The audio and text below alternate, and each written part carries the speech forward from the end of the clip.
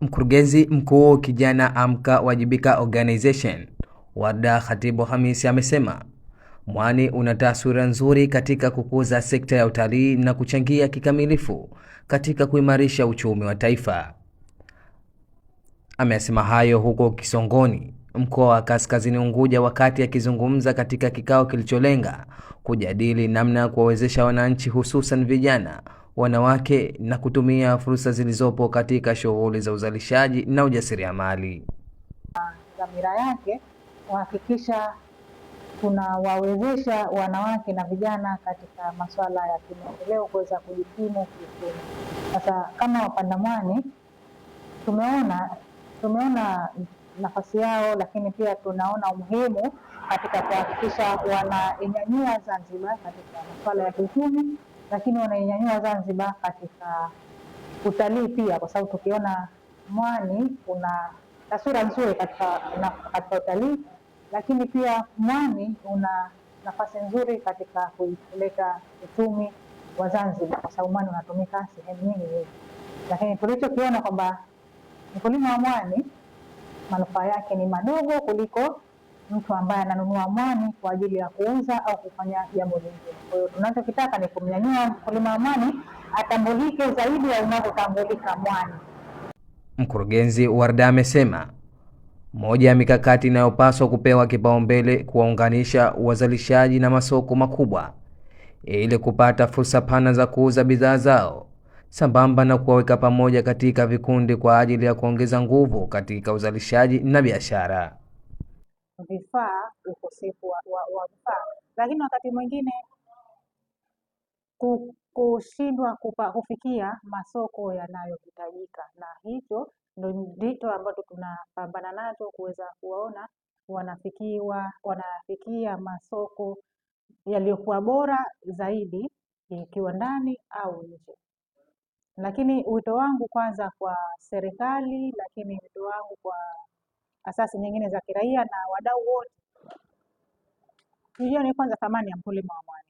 Kama tumeiona thamani ya kilimo cha mwani, tumeiona thamani ya mwani, basi tujue kwamba mwani unalimwa, lakini mkulima wa mwani ni mtu duni au mtu wa chini kabisa. Tuione thamani ya mkulima wa mwani, kisha ndo tuipandishe thamani ya mwani, manake tuone zao linatokea wapi. Lakini jingine, tuweze kuwaunganisha wakulima na masoko ya juu, lakini tuwaeke karibu wakulima wa mwani, kwa sababu wao ndio hadhi yetu. Mkulima wa mwani ndo anaifanya Zanzibar ikawa katika ubora, kwa sababu tunaweza kufanya uwekezaji katika masuala ya mwani. Yeye ndo anaweka mazingira salama, yeye ndo anayesababisha mtu akienda baharini akatembea mule akaona sasa nimeingia sehemu tofauti na maeneo mengine, labda hii ndo tofauti ya bahari na mito. Kwa kwanza tuione thamani ya mwani, tuunganishe na masoko, lakini tuwe nao karibu. Kama kuna nafasi au fursa ya kuwapatia mafunzo, pia tufanye mashirikiano kati yetu yaendelee kudumu. Kwa upande wake, mkuu wa program katika taasisi ya Kijana Amka Wajibika Organization, Ngwali Omar Ngwali, amesema lengo la taasisi hiyo ni kuwafikia wanachama wa vikundi mbalimbali ili kuwawezesha kupata mitaji na kuwajengea uwezo wa kuendeleza shughuli zao za kiuchumi.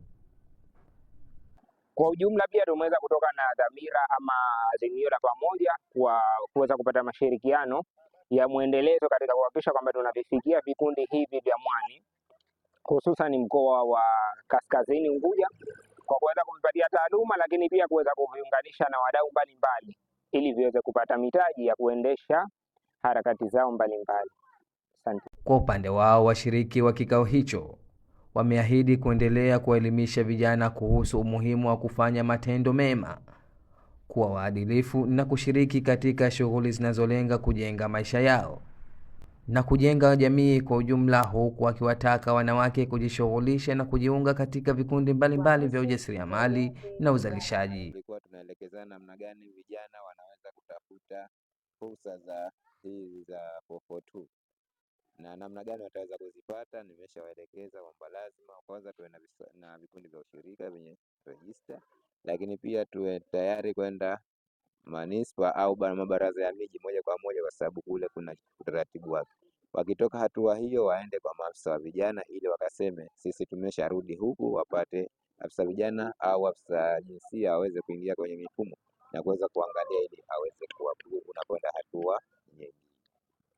Mimi ni kama mjumbe wa shehe, moja kwa moja shehe, tukijaliwa na uzima tukifika nyumbani, nitaelekeza vijana wafuate yaliokuwa mazuri, tushikiane kwa uzuri, wajiunge katika vikundi vilivyokuwa vizuri vya ushirika, washirikiane ili tuendeleze sheria yetu. Tutahajiisha waunde vikundi vilivyokuwa vizuri kama vya kufunga mwani, vya uvuvi, vya kwenda kuvua. Wito wangu kwa serikali ijikite kwa vijana, kwa kina mama, ili kuwasaidia wanyanyue kijuu, kiuchumi, kimaisha. Mazungumzo yameenda kiuzuri, kiufasaha, na inaelekea tutafaidika kutokana na kushirikiana pamoja na kikundi cha zao.